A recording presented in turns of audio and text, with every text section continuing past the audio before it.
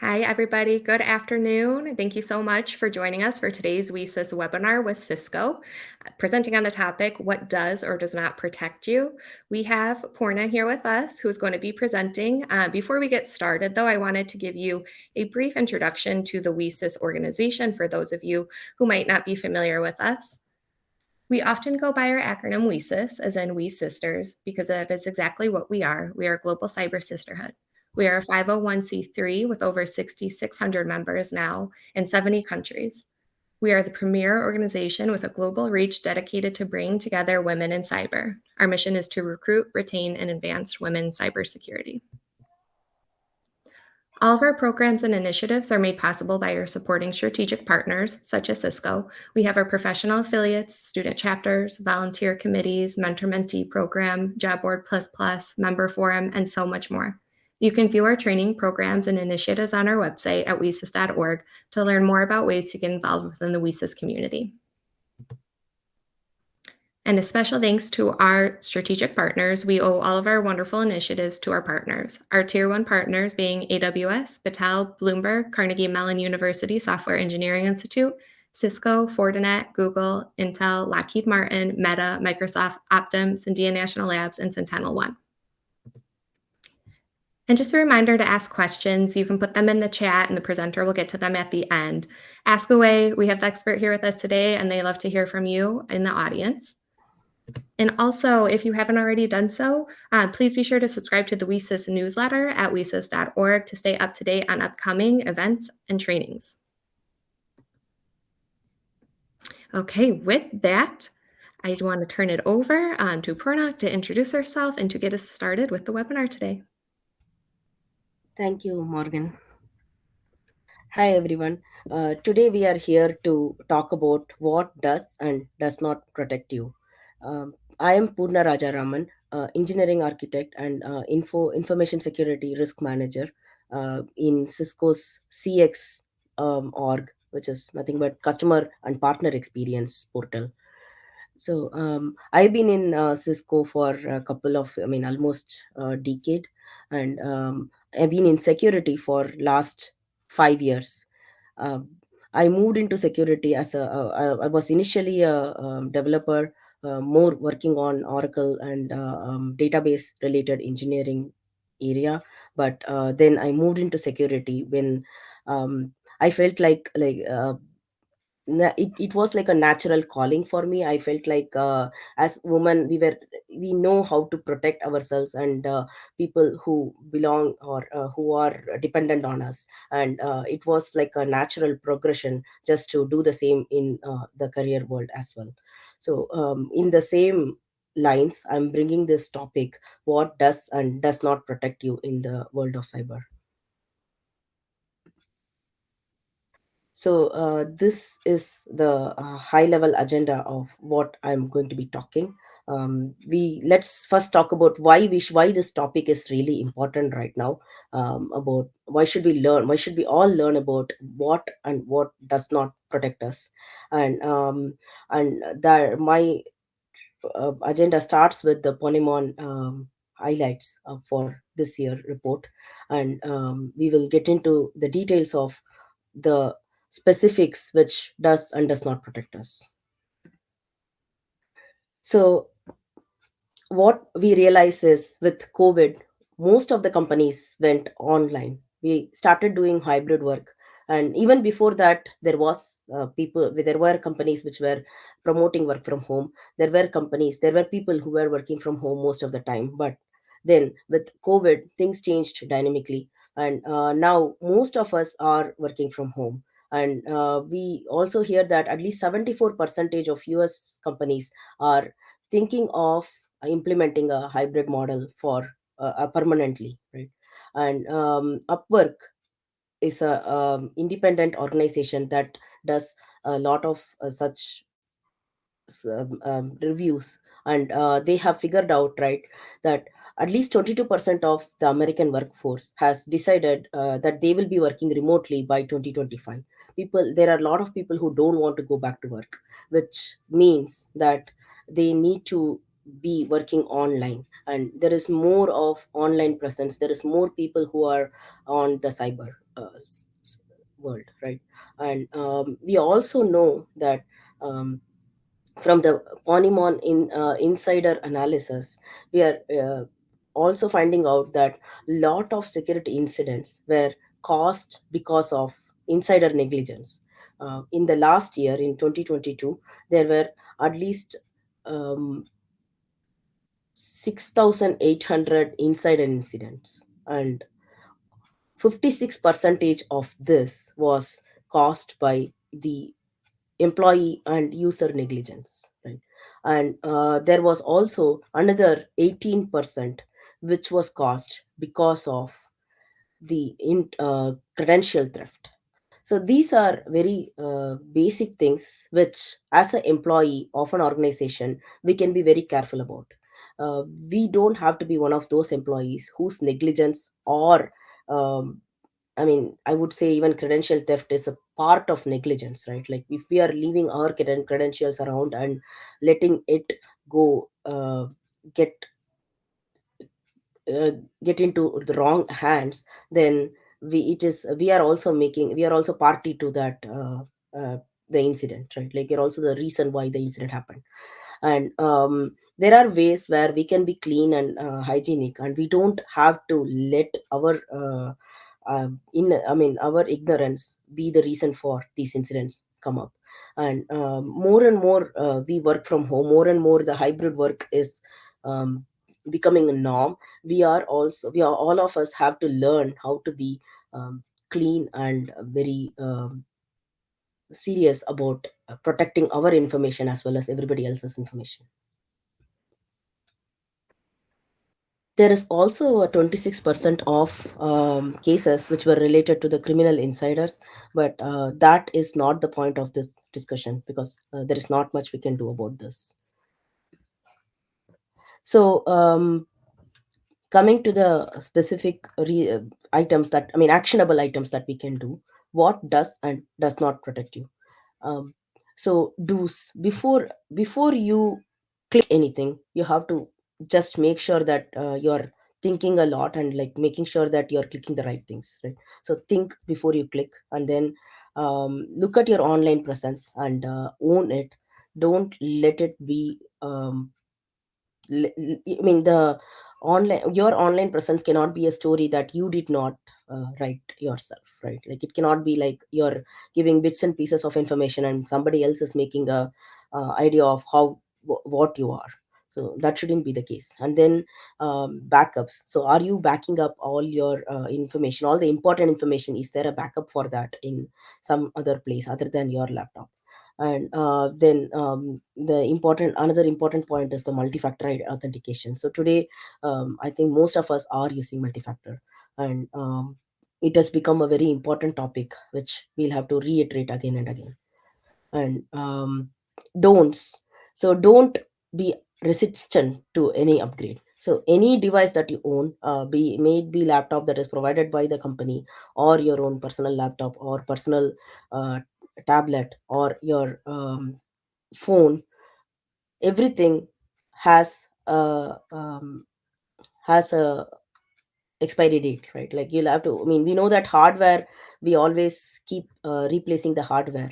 And we get our new laptops, we get a time when your old laptop stops working, and you'll start buying a new laptop from the market. But there is also a expiration date for the software. We should always look at any upgrades that are coming through. In a corporate world, usually the upgrades are being sent to your laptop, so it's a lot more easier to be upgraded and be in the safest zone when you have your corporate devices. But when you have your personal devices, even then it will be good if you can keep it upgraded and have it current, right? And then don't have any easy passwords. Also save any sensitive information that you're using. Just don't save it in any place, right? Like for that matter, not just laptop. Like for example, if somebody else is providing you your their the common password for for restarting a machine, we are not supposed to store that password somewhere where anybody can get it, right? So with that, I think we have a poll, which I would like to enable.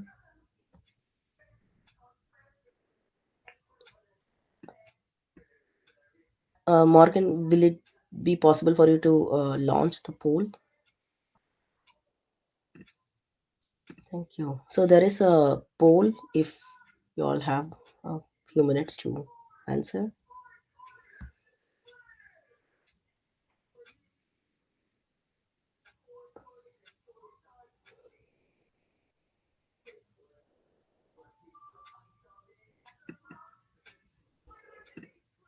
So yes, it the poll is about do you have the multi-factor enabled for your personal account. So we have this concept called multi-factor authentication. um, it's it's something you are, something you know, and something you have, right? So for identifying somebody, you have all these types of authentication, right? We always ask um,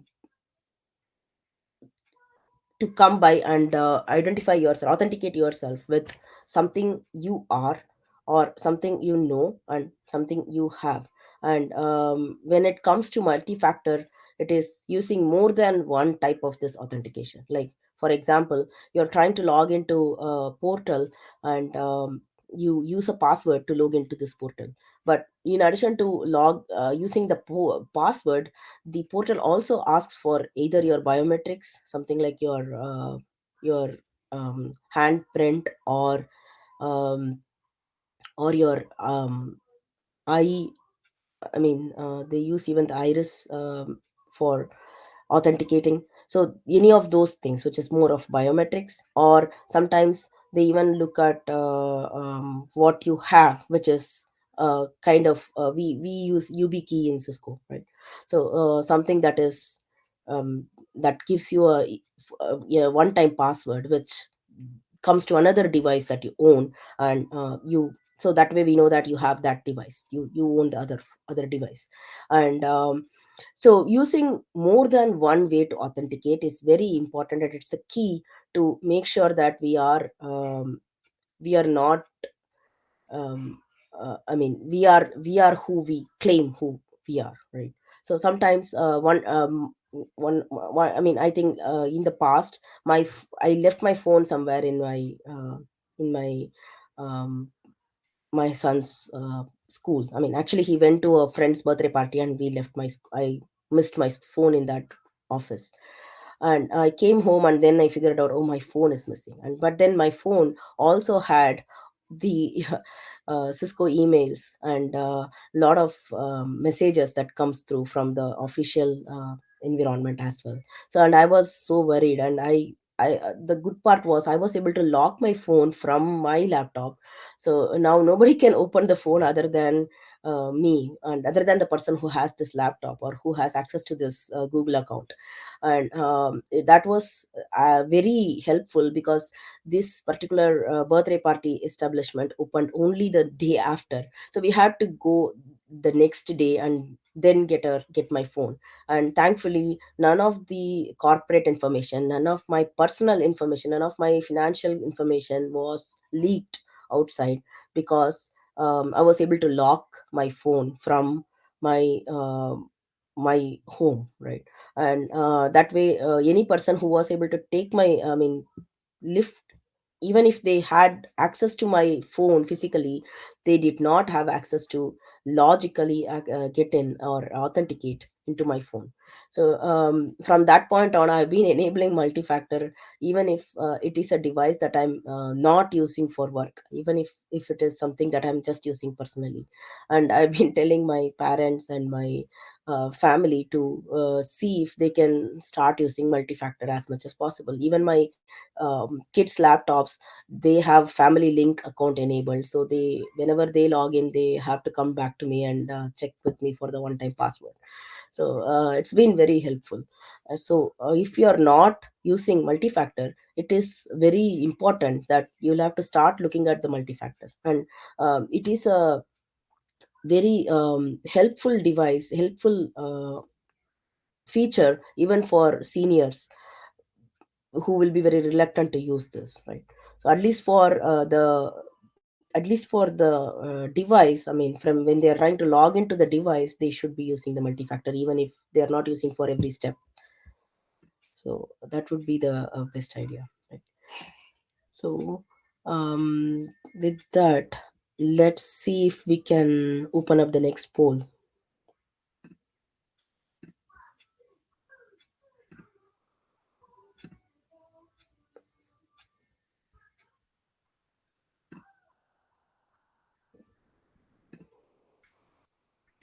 Thank you, Morgan.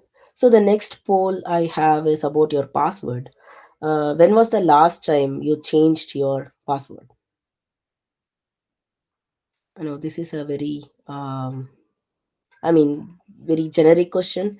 So it can be your official account password. It might be your work email or personal email. It can be any of these passwords. I mean, I'm not being very specific.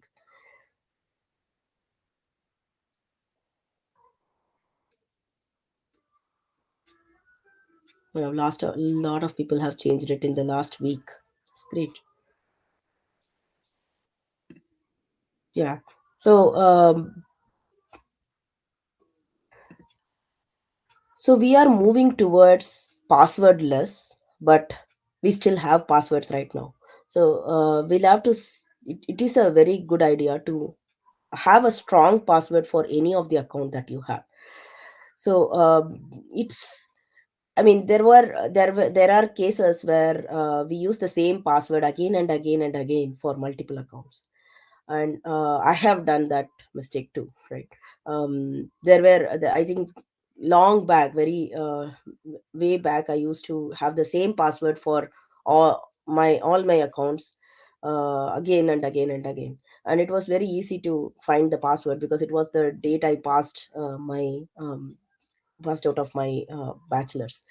So after a while, there was some day, and I was checking my personal bank account in India, and I had not used this bank account for a couple of years, and but then the account balance was way less than what I was thinking of.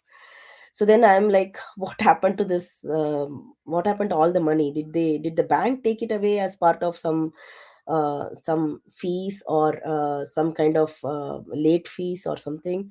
And I was trying to contact the bank and everything, and then finally one day I was just mentioning it to my mom on phone, and she's like, oh, I took the money. I'm like, how do you even know the password? How do you know that you have to do the transfer? And she's like, oh, it's very easy, you always have the same password. And I was like, this was a couple of years ago, and I was thinking, how did my mom know the password?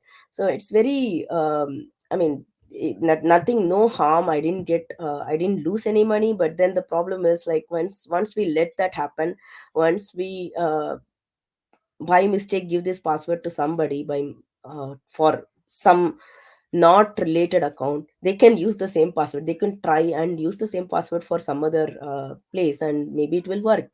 And we don't want that to happen, right? You don't want to lose money or lose any of your information just because of the small thing that you're using the same password again and again and again.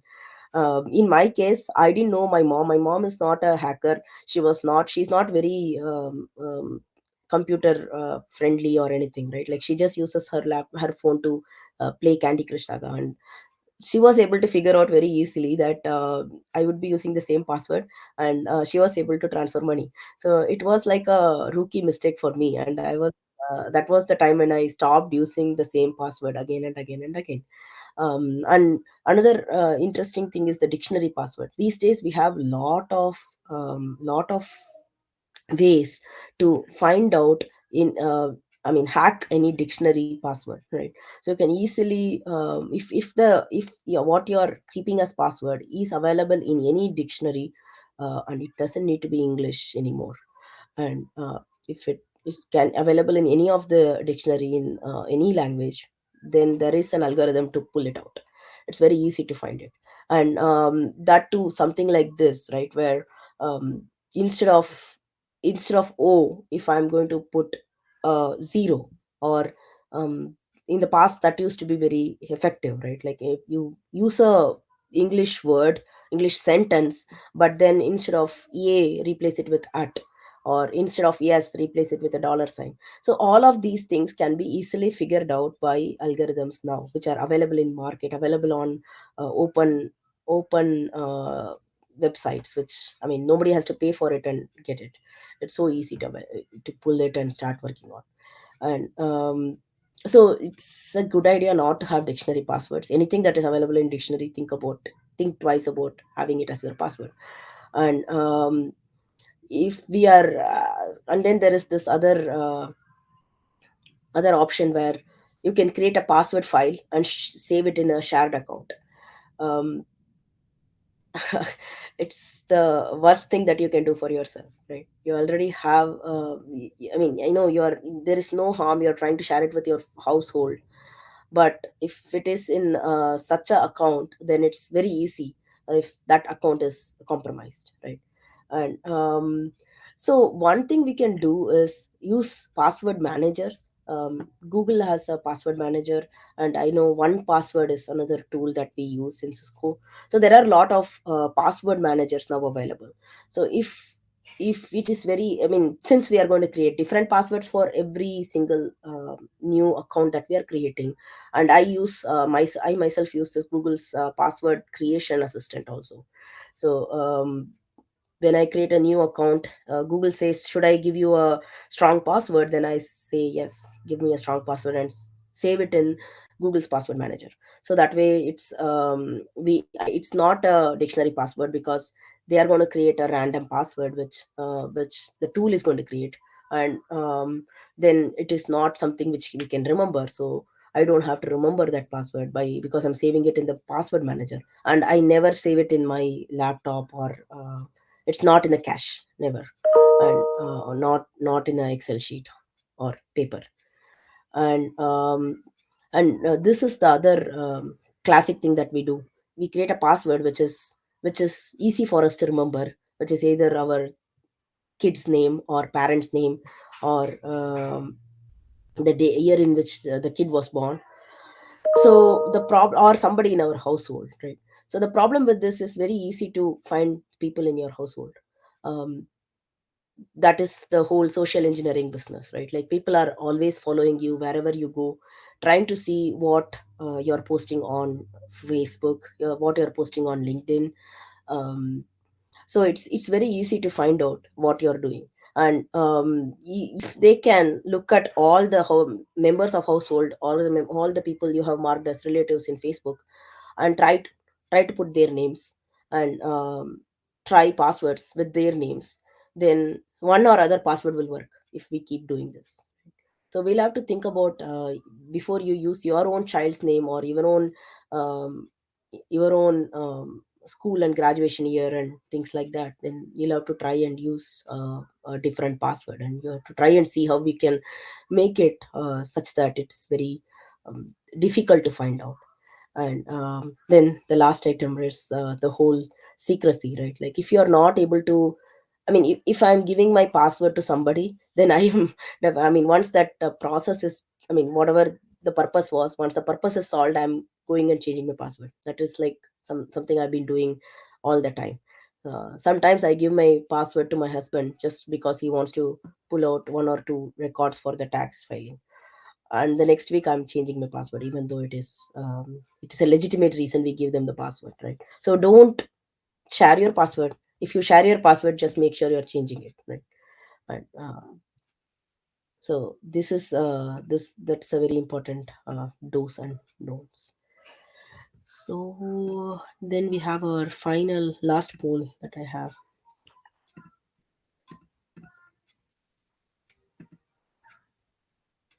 So I have one last poll. Have you ever clicked on a phishing email or a message?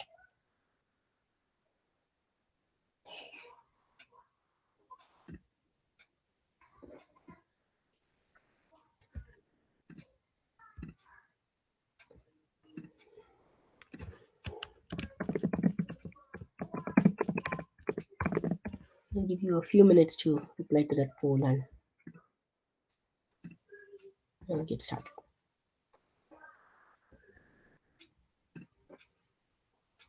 Yeah, I see a lot of you have, a lot of us have done that. Um, so nowadays, phishing it has become really big.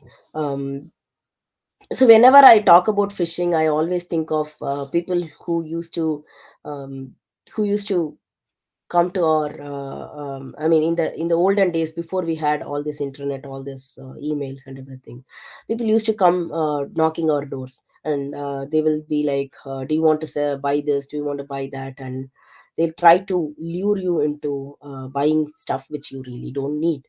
But that is how the whole fishing business started. But now the way the way it has spread is like, it's all about information. People just want as much information about us as possible.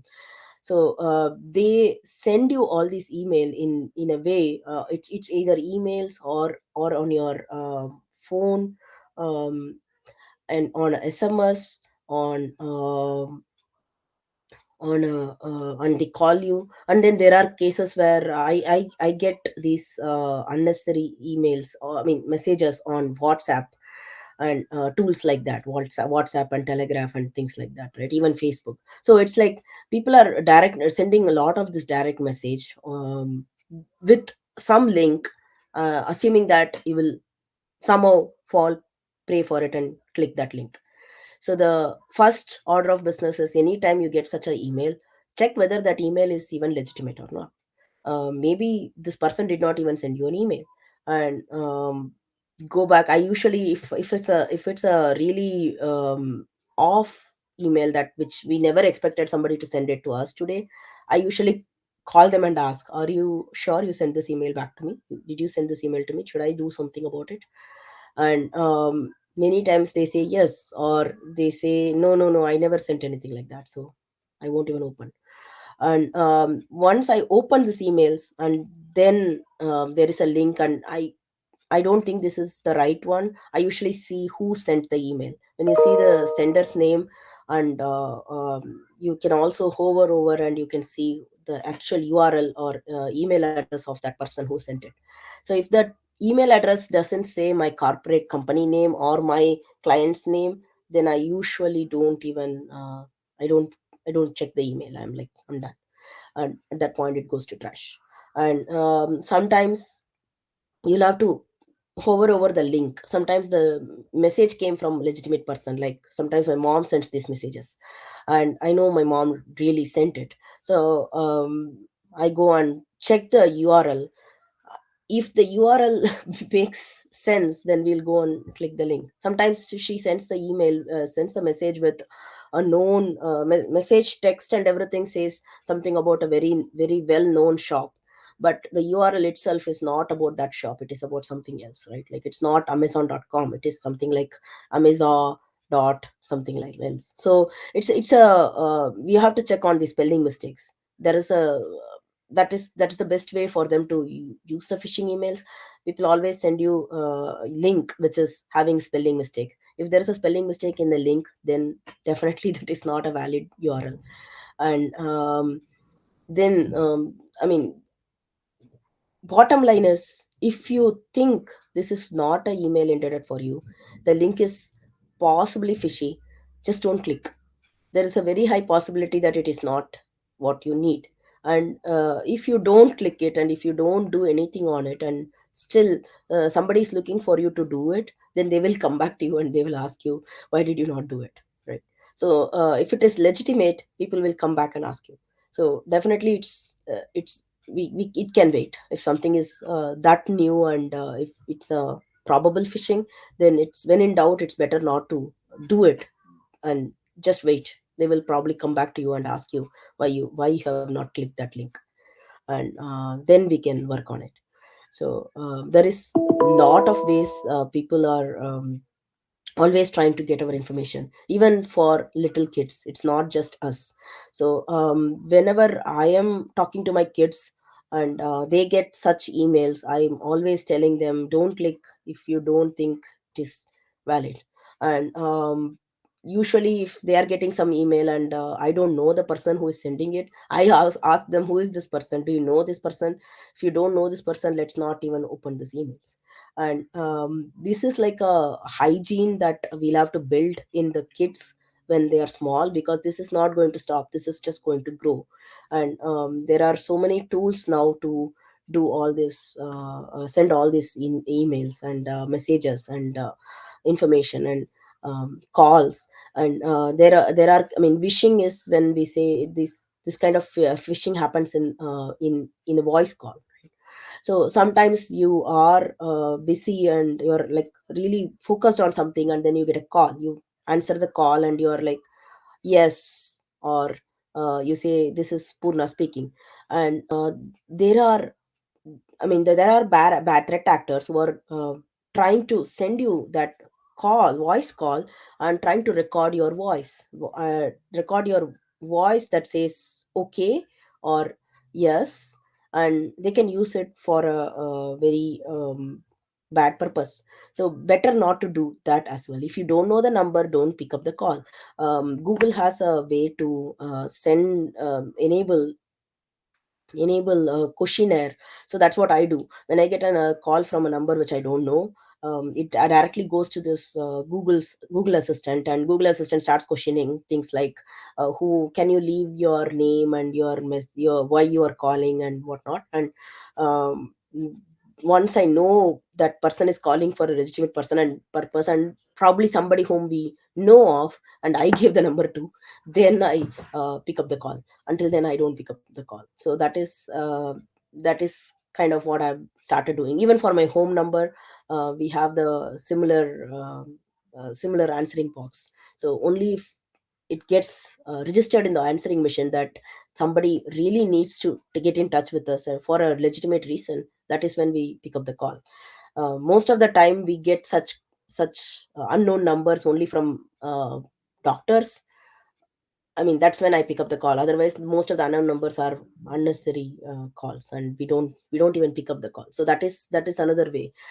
Just even on voice messages, just be careful. Don't be picking up everything and giving the threat actors any attributions that they can use later against us. Right.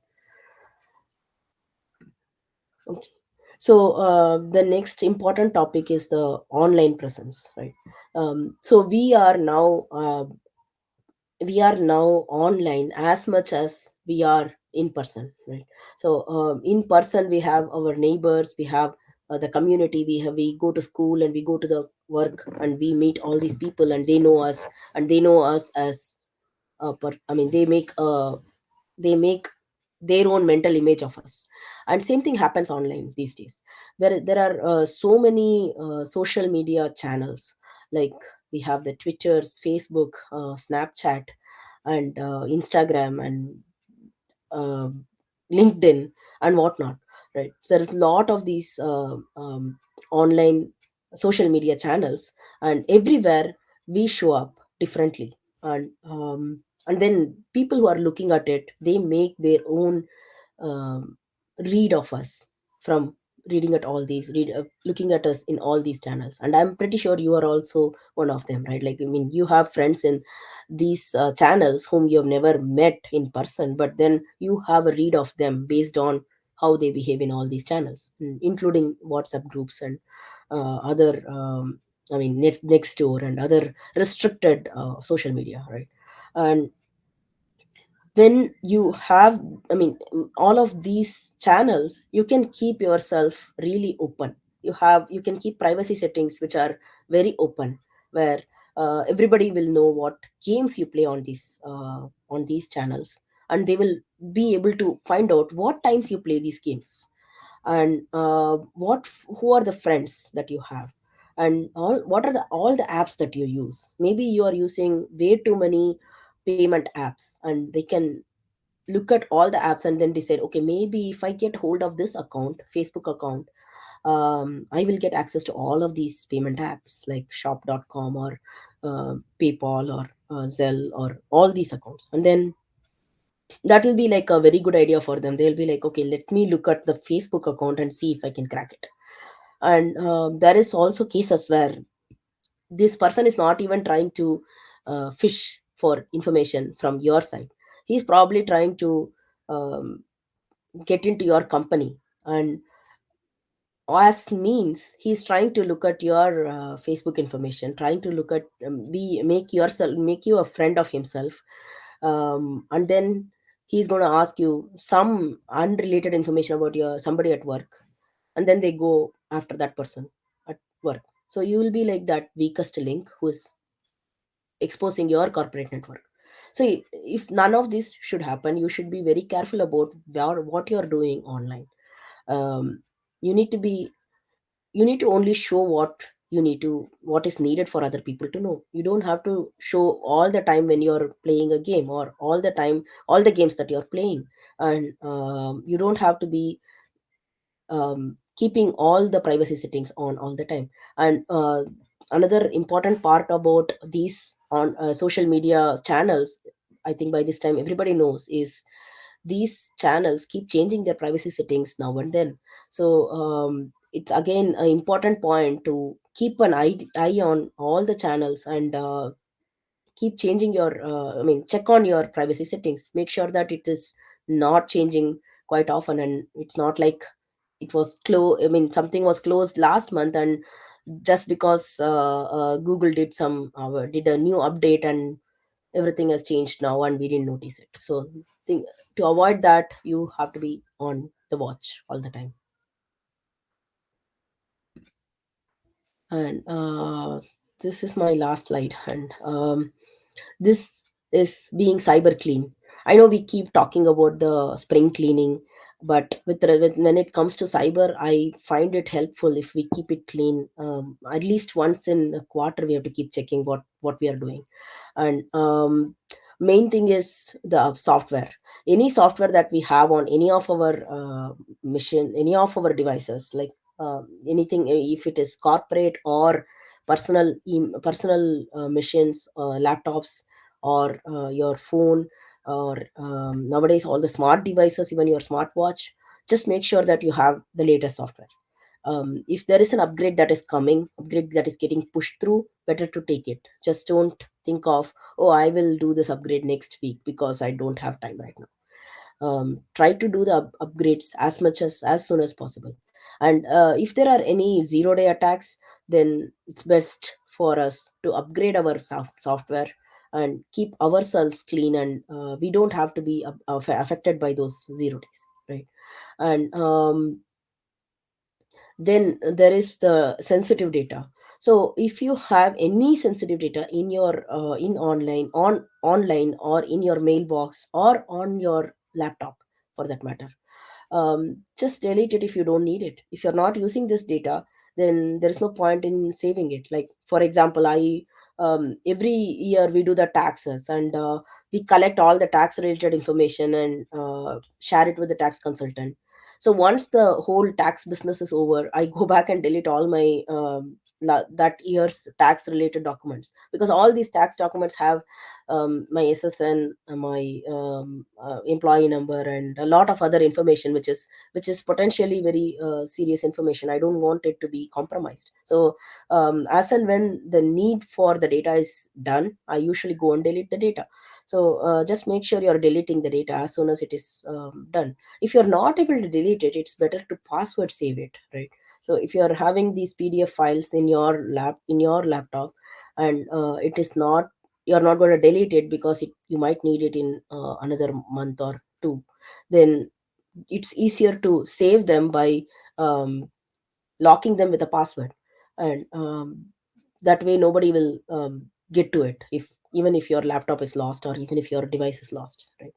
And then the final thing is the backup. I know backups run automatically these days. Almost all the devices are getting backed up all automatically. And most of the even cellular companies give it you as a part of their service. The only thing we should not do is to stop that backup. Just make sure the backup really happens, and just make sure that there is space for this backup. And if you don't, I mean, And again, like if you don't want your old, very old backups, you should just start deleting them and rewrite on top of them, and that way, right, like you have a proper healthy backup queue all the time. And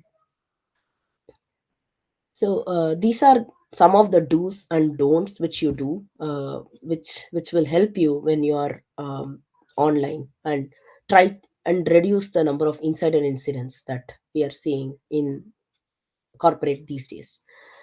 And so with this, I'm going to stop and ask, are there any questions on the content we saw?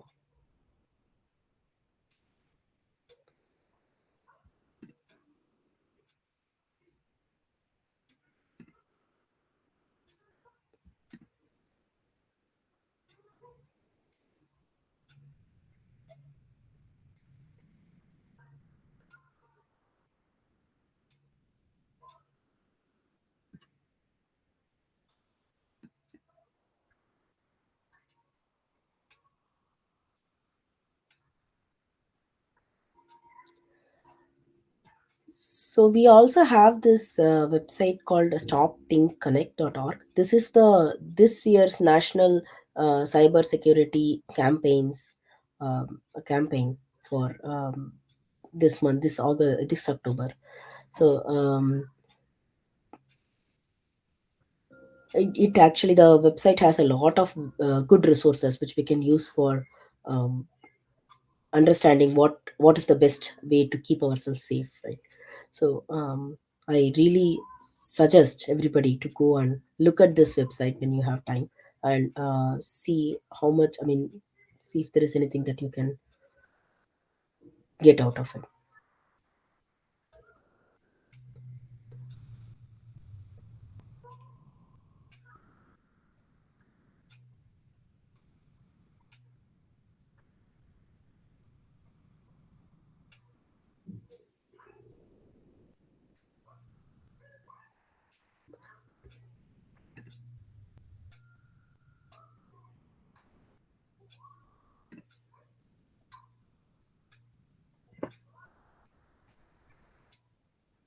So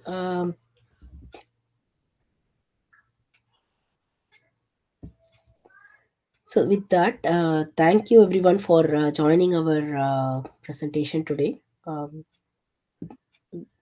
This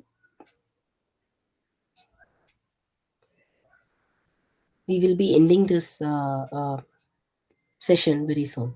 Thank you.